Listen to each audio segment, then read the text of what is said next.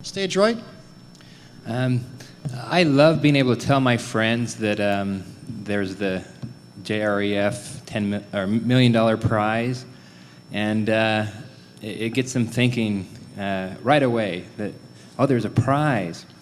And I've had my heroes in my life, Carl Sagan being one of them, and after he passed away, I was deeply saddened, and I think to myself, well, we still have Randi. And I hope this question doesn't offend. I sometimes worry what's going to happen after Randi goes. And directed at you, Randi, what are the plans for the JREF? What are your hopes? You know, he's right here.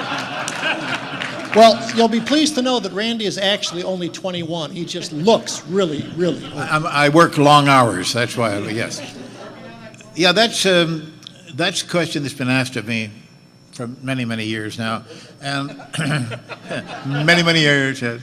And frankly, I don't have an adequate answer for you.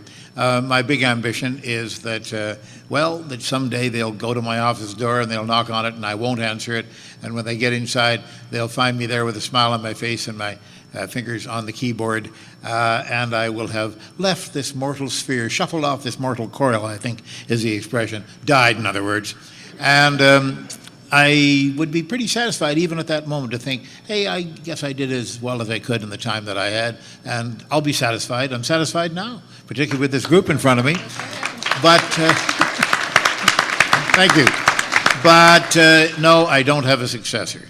And the opinion has been voiced to me many times that it'll be very difficult to find a successor. Yeah, and curmudgeon just like me, yeah, that's going to be difficult, but I don't think it has to be someone just like me. I just hope that it will continue on and that the JREF will exist long after I've gone. But I'm sorry, sir, I don't have a satisfactory answer for you. You got a better chance of replacing Elvis.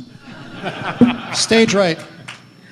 I was talking to Dr. Scott earlier, and I'm a high school science teacher, and listening to what some of the people have said, I use a lot of, I talk about skepticism, I talk about pseudoscience. I only know of one high school textbook that even mentions the word pseudoscience, and it's mentioned one time in the prologue of the book. And the way teachers are trained, the way science people are trained, it's really hard to do a good job, because if we don't tell kids that this stuff is crap, they'll never know. And just to figure that they'll read this book and you'll talk about mitochondria and all the other stuff I do in my biology class, that they'll figure it out, it doesn't work because they've had all this other indoctrination. So I'm worried because I don't see science books changing, I don't see science curriculum changing. And I do what I can. I go to science conferences, I come here, but this costs me money because my district will never support this. So. Yet the United States Air Force Academy does.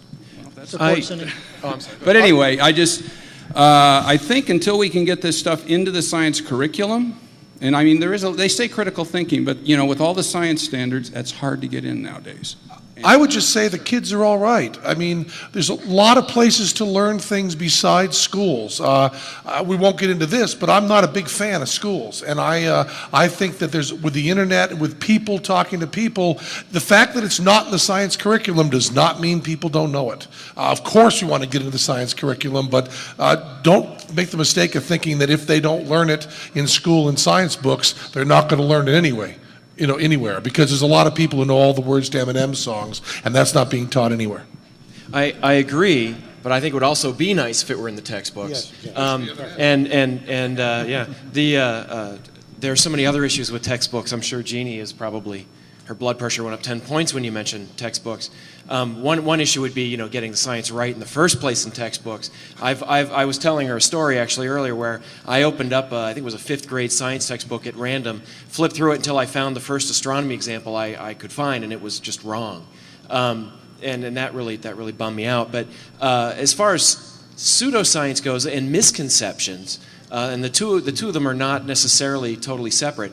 There is actually a drive towards using misconceptions to teach the correct science and the correct method of learning what is the correct science, being able to distinguish what is pseudoscience and what isn't. If only somebody had a website like that about astronomy, that would be really cool. But HamiltonLives.com. it turns out that There are astronomy textbooks. There's one that came out just about a year ago. It's actually a really good one that has little call-outs, the little sidebars, the little gray boxes in and among the text, which will say, by the way, the Coriolis effect does not mean toilets flush upside down or backwards in Australia, and that's maybe something we can test here. We've got Australians, and I've often wondered if on the equator they flush straight up or down. I don't know. I'd like to test that, but I think that is something that is working. It's funny because I'm very conflicted about pseudoscience. If it hadn't been for that Fox Moon hoax show, I probably wouldn't be sitting here.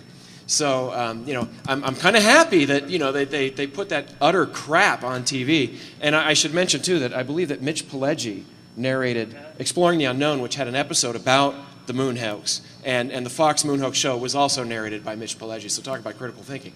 But I think this is sort of worming its way into textbooks, and there are a lot of websites about it. Of course, there's 100 times as many websites about astrology as there are about astronomy. But it's out there, and I think it is getting into people's. I want to add one attention. other point, though. Also, I'm a professor of political science at the Air Force Academy, and critical thinking is not a science thing. And I have lessons about critical thinking, stolen from a variety of books written by people up here, and teaching in a political science. I teach American government and constitutional theory, and you can absolutely use critical thinking skills in that discipline as well. So it's not that you only do critical thinking when you're trying to figure out what way the toilet flushes, because to quote Homer Simpson's, facts are stupid things. You can prove anything that's even remotely true with facts. Jacob Spinney. Hey, may I mention one other thing? I was a Latin teacher for 6 years. When I went into the Latin curriculum, they had a terrible textbook. So I walked into my classroom and absolutely killed myself with work for about 6 years, completely writing text materials for the kids to use. And I got away with it, I guess, partly because I was regarded as a harmless eccentric. After all, what harm can Latin do? It's all Greek to them. But also anyway. because I was willing to do the goddamn work and not to wait for the school system to adopt some fictitious textbook that hadn't been written yet. Somebody has to do it, and instead of saying, well, when is it going to show up in the textbook? Maybe the job is you do it, or you create supplemental materials that you use in your course, and you fight with your administrator to make sure that it goes in. And you're right. So you've got a little bit of an advantage there. I did a similar thing in creating an exercise. Go for it.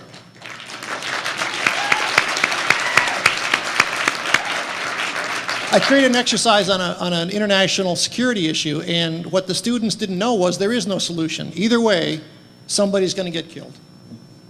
And they fought because they knew there had to be a correct solution, or else it wouldn't have been taught in school. And of course, the solution was for them to understand there isn't always a solution.